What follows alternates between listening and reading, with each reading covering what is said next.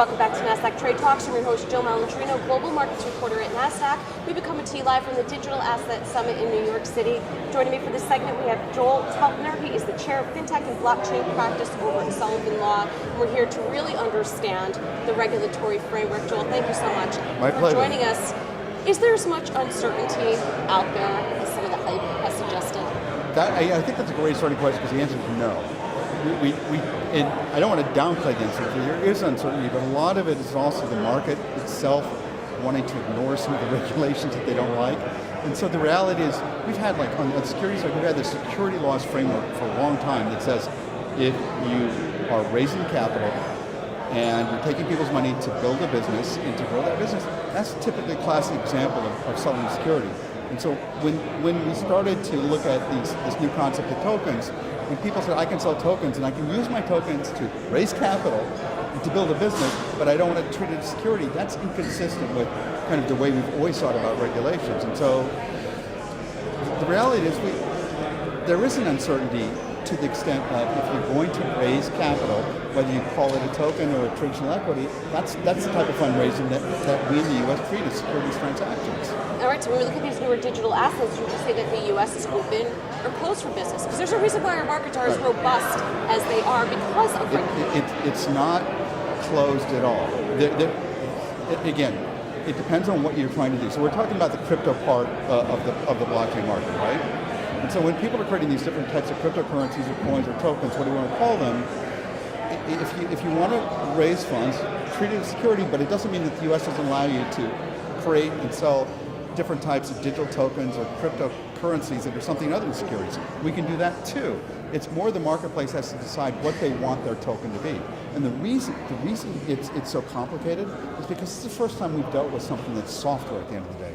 So we can take software and turn it into almost whatever we want. So a digital token can be an investment, it can be a membership interest, it can be a substitute for currency, it can represent the right to buy goods or services, so we can make it be whatever we want to be, and sometimes we can actually have it serve more than one function at the same time. So that the real challenge that regulators legitimately have is, if you have an instrument that can both at times constitute an investment but also be used to pay for goods or services or be used to get access to some type of association, what is that? How do we regulate that? That's a legitimate question for regulators. Now this might seem like a silly question. I wonder if there's a psychological roadblock. Bitcoin, it sounds like a hard currency, a coin at the end of it, and just like you explained before, software can be used in so many different ways. So maybe there is a psychological roadblock. There is a nomenclature issue because if everybody says, well, I want to see it, what does it look like? And at the end of the day, we're designing the ability to create so many different things that are virtual. Software code is just code. And so you're right, by calling things coins or tokens, we're now turning everything into an instrument. And when we start talking about instruments, that usually means, well, is that a debt security, an equity security, or a derivative contract? And so automatically we're pushing everything into the regulatory world when not all of it needs to be there, or at least not the way we normally think about it. So what needs to happen on the regulatory side? So on the flip side, I'm not saying that we don't need certainty, we don't need clarity. The SEC in particular has a challenge that they need to deal with. One, they need to recognize that, yeah, all right, if we're going to use tokens to raise capital, it's fine to treat them as security.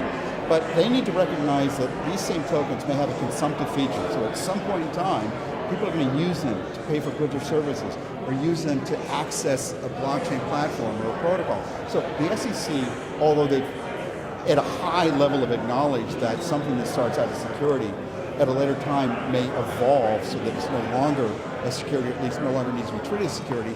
What they haven't done yet is provided any clarity as to how we get from here to here. So yes, it helps to know that we can finally get to this point, but if you're a lawyer and the client comes to you and says, okay, how do I know when my token, if I treat it as security when I sold it, is no longer security now? How do I get there?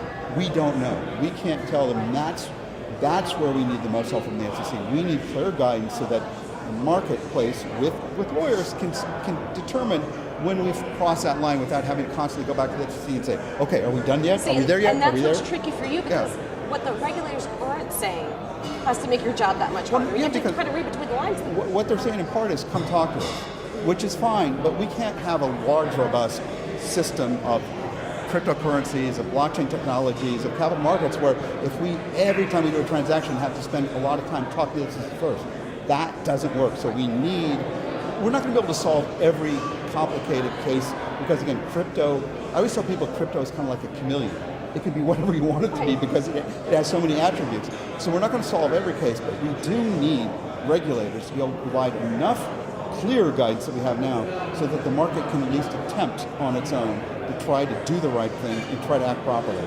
There may be some bad guys in the marketplace behaving badly, but for the most part, people want to do the right thing. They just don't know how. Thank you so much for joining us. I could go on about this all day long. One of my favorite topics, Joel. Thanks so much.